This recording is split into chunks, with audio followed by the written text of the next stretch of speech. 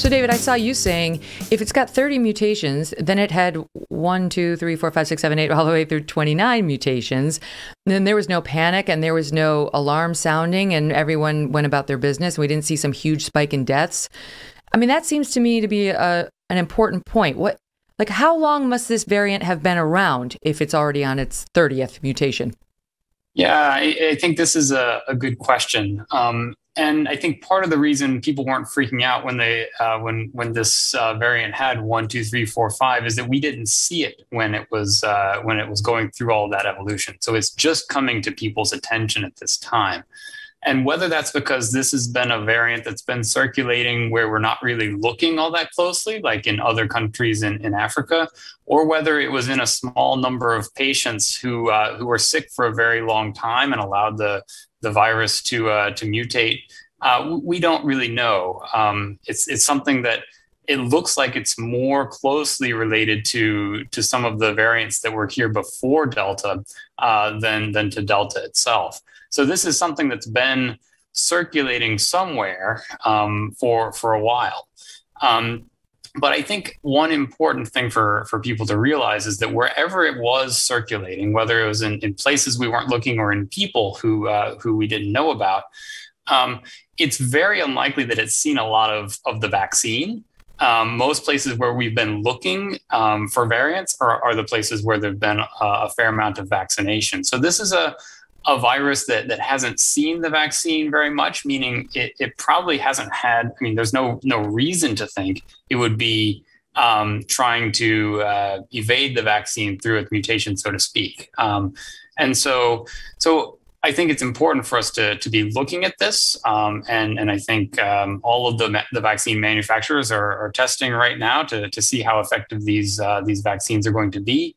But until we have evidence that this is a variant that can really survive in a place where a lot of people have been vaccinated, I just don't think we need to be panicking at this stage. Mm-hmm. So the three questions that we look at when there's a new variant are, is it more easily transmitted? Is it more likely to cause death or severe disease? And is it likely to evade the vaccines? Right? Like those are the three things that we look at. And it looks like maybe is the answer to number one, maybe more transmissible than some of the other, although Delta was pretty transmissible. I don't know, maybe. So far, no evidence, though it could change, that it's more likely to cause hospitalization or serious effects or death. And we don't know about the vaccines because most of the people in the South African countries do not have the vaccine, unlike us. Whereas, I don't know if this is right, the latest stats I just read were 60% of adults in America are fully vaccinated. 70+% have had at least one shot. But those are big, big numbers. So, Jay, how do we find out? They say, what do they need? 2 weeks from the date the scientists first got the alert from the South African authorities? 2 weeks for the vaccine companies to see on question 3 whether they're vaccine resistant? I mean, I think part of the thing is it might actually take longer. The reason is this, that the vaccine companies, what they're looking at is antibody responses. That's something you can check in very quickly in vitro and so on. What you can't check is the broader protection provided by the vaccine, and also people who are COVID recovered. They get very, very broad protection from COVID recovery. That's harder to check in a very fast time. But what you need is empirical evidence of what the virus actually does in the real world to really know. And that'll take a little bit longer. But, we'll start to see it. I mean, I think now that we know to look for it, we'll track this variant. That's what happened with the Delta variant. And David is right. I think it's quite widespread before even it was found in South Africa. I think now it's been found in Belgium, in Canada, in Scotland, in, just a whole bunch of places around the world. They said 15 countries. Yeah, and it's very likely already in the U.S. as well. Yeah. So I think now that we know to look for, we can look and then do empirical studies to see if it is more severe and if it does evade. It seems really unlikely, just from a first principles point of view, that because it's still the same virus with a few mutations. The other variants have not escaped natural immunity, have not escaped vaccine immunity in terms of protection against severe disease. And that's something that we should tell the public. I mean, this is not something to panic about. We have many tools to address this.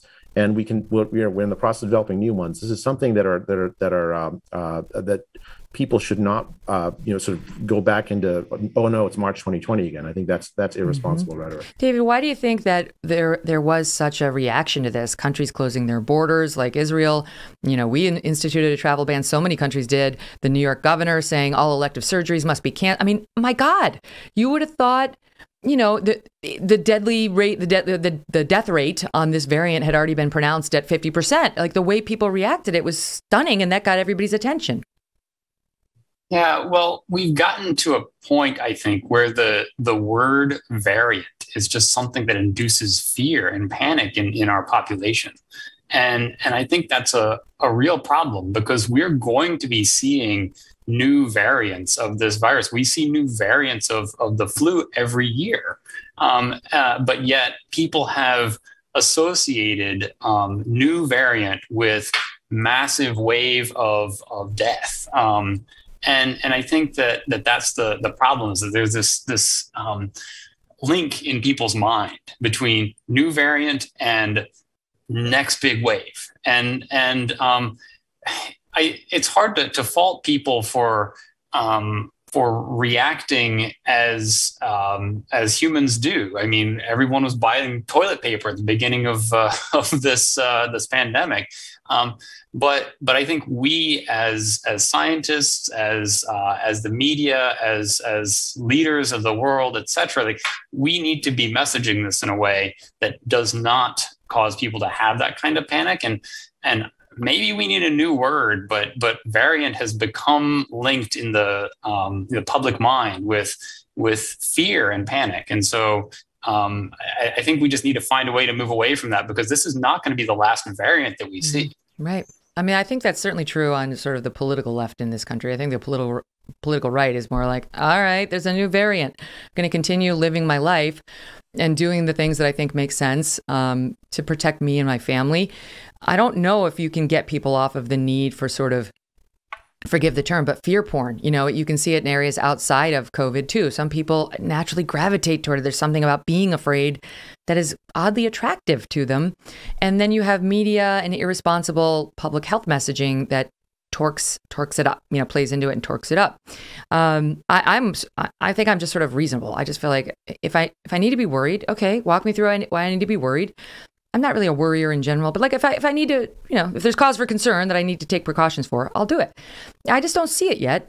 I'm listening, but I'll tell you this, Jay. One of my first thoughts on it was something you've been saying for a long time, which is, why don't we focus more on vaccinating people in other countries rather than like the obsessive, like everyone here has got to get another stick. Now you need 3 sticks, three jabs. Why didn't we do more to get the people in the South African countries at least 1 dose of the vaccines? This is one of the things the World Health Organization actually has gotten right. They've been pushing for this for a very long time.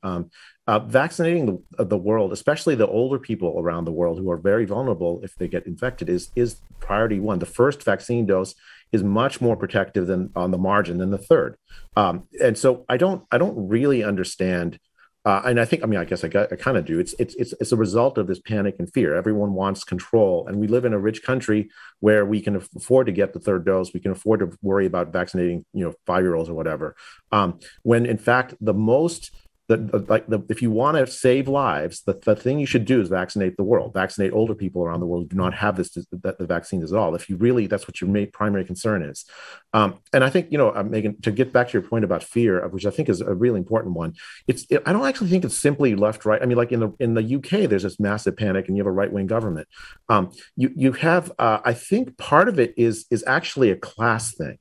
I think a certain class of people have actually benefited from the lockdowns. It's actually, frankly, it's people like me. I mean, I've been able to keep my job, and maybe just barely. I don't know. I'm sure Stanford's not very happy with me. But I haven't actually suffered. Whereas so many people, the essential workers, if you will, they've suffered through the pandemic. They've been working, and for a certain class of people, the variants renew the call for we should be panicked. We should be locked down. We should do these things that have kept us safe. But it's only kept a certain class of people safe, not everybody safe. So I think, and unfortunately, I think the media reflects that class much more than it ought. It ought to be reflecting regular people, but this panic, I think, feeds into that into the neuroses of that class.